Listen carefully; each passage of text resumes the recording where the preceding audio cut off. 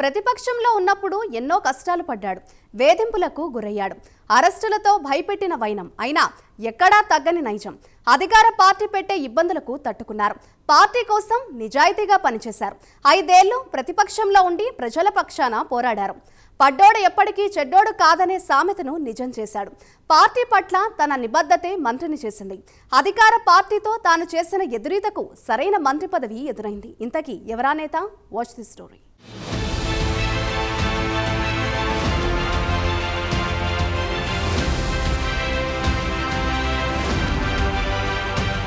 కృష్ణా జిల్లా రాజకీయాల్లో మచిలీపట్నానికి ఎంతో పేరుంది. మహామహులు అక్కడ నుంచి గెలుపొందారు.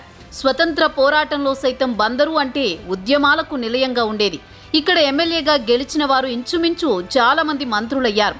ఇప్పుడు అక్కడ నుంచే రెండవసారి విజయం సాధించి ఏపీ మంత్రివర్గంలో స్థానం సంపాదించారు కొల్లు రవీంద్ర.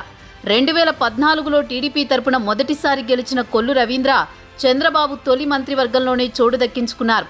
ఇప్పుడు మరోసారి కూడా మంత్రి పదవి వరించింది. మత్స్యకార సామాజిక వర్గానికి చెందిన నేత కొల్లు రవీంద్ర. మాహిష్మతికి కట్టప్ప మాదిరి టీడీపీకి కొల్లు రవీంద్ర అలా అనే ముద్రపడింది. తన మామ నడికుదిటి నరసింహారావు అడుగుజాడలో రాజకీయాల్లోకి వచ్చిన రవీంద్ర అతి తక్కువ కాలంలోనే చంద్రబాబుకు దగ్గరయ్యారు. 2019 ఎన్నికల్లో పేర్ని నాని చేతిలో ఓటమి చవిచూశారు. దీంతో అప్పటి నుంచి కష్టాలు ఎదురయ్యాయి. వైసీపీ ప్రభుత్వం అధికారంలోకి వచ్చిన కొత్తల్లోనే కొల్లు రవీంద్ర మీద కేసులు పెట్టడం జరిగింది. పేర్ని నాని ప్రధాన అనుచరుడు మోకా భాస్కర్ రావు హత్య కేసులో కొల్లు రవీంద్రను అరెస్ట్ చేయడం సంచలనంగా మారింది.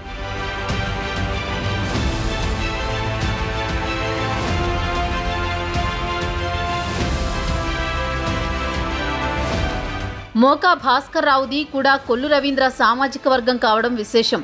తన సామాజిక వర్గంలో తన పేరును పలుచన చేయడానికి వైసీపీ ప్రభుత్వం తనపై కేసు పెట్టిందని రవీంద్ర ఆరోపించారు. ఆయన తన కారులో విశాఖపట్నం వైపు వెళుతుండగా తూర్పు గోదావరి జిల్లాలోని తుని మండలం సీతాపురం సమీపంలో అదుపులోకి తీసుకున్నారు పోలీసులు. రవీంద్రపై తప్పుడు కేసు పెట్టినందుకు టీడీపీ అధినేత చంద్రబాబు కూడా వైసీపీ ప్రభుత్వాన్ని విమర్శించారు. మచిలీపట్నం వచ్చి రవీంద్రకు సంఘీభావం తెలిపారు. అదేవిధంగా చంద్రబాబు అరెస్టుకు నిరసనగా కొల్లు రవీంద్ర సైకిల్ యాత్ర చేస్తున్నప్పుడు కూడా అరెస్ట్ చేశారు. ఇలా వైసీపీ ప్రభుత్వంలో ఎన్నో విధాలుగా ఇబ్బందులు పడ్డారు కొల్లు రవీంద్ర. అంతేకాదు పంచాయతీ ఎన్నికల సందర్భంగా కూడా కొల్లు రవీంద్రపై కేసులు పెట్టారు. పొట్లపాలెంలో వైఎస్ఆర్సీపీ తరపున పోటీ చేస్తున్న సర్పంచ్ అభ్యర్థి నాగరాజు తనను కొల్లు రవీంద్ర బెదిరిస్తున్నారని, చంపేస్తామన్నారని ఆరోపించారు. దీనిపై కూడా పోలీసులు కేసు నమోదు చేశారు. టీడీపీ నేతల్లో కొల్లు రవీంద్ర ఎక్కువ కేసులు ఎదుర్కొన్న నేతగా నిలిచారు. అయినా ఎక్కడా తగ్గకుండా వైసీపీపై పోరాటం చేశారు. దీంతో పార్టీ కూడా సముచిత స్థానం కల్పించింది.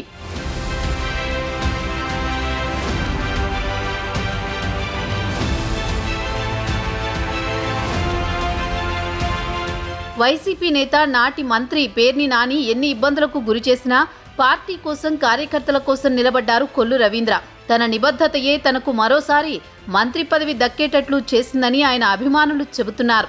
ఎక్కడ పోయిందో అక్కడే వెతకాలి అన్నట్టు ఎక్కడైతే తనని అరెస్ట్ చేసి అవమానాలకు గురి చేశారో అక్కడి నుంచే రెండవసారి ఎమ్మెల్యేగా విజయం సాధించారు కొల్లు రవీంద్ర. తానేంటో నిరూపించుకున్నారు. వైసీపీ సృష్టించిన అడ్డంకులు ఎదురీది మంత్రి పదవి సాధించారు కొల్లు రవీంద్ర. ప్రస్తుతం గనులు, భూగర్భ, ఎక్సైజ్ శాఖ మంత్రిగా కొనసాగుతున్నారు. ఎంతో కీలకమైన ఈ శాఖలు రవీంద్రకు దక్కాయి. గత ప్రభుత్వంలో ఇసుక తవ్వకాల్లో విపరీతంగా అవినీతి జరిగిందని ఆరోపణలొచ్చాయి. అదేవిధంగా గత ప్రభుత్వం మద్యం పాలసీ వలన ఓడిపోయిందని టాక్ నడుస్తోంది. ఈ క్రమంలో 2 ముఖ్యమైన శాఖలు రవీంద్రకు దక్కడం విశేషంగా చెప్పొచ్చు. పడ్డోడు చెడ్డోడు కాదని కొల్లు రవీంద్ర విషయంలో నిరూపితమైంది.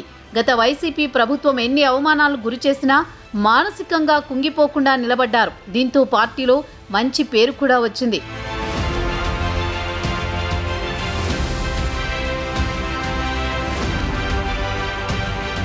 తన మీద గత ప్రభుత్వం చేసినట్లు తాను కక్ష సాధింపు చర్యలకు పాల్పడనని రవీంద్ర చెప్పడం మంచి పరిణామంగా చెబుతున్నారు రాజకీయ విశ్లేషకులు. కక్ష సాధింపు చర్యలు కూడా ఓటమికి కారణమవుతాయనే నిజం బాగా తెలిసిన వ్యక్తిగా రవీంద్ర ఆచితూచి వ్యవహరించనున్నారని తెలుస్తోంది. చూడాలి మరి ముందు ముందు కొల్లు రవీంద్ర ఏ విధంగా నడుచుకుంటారో.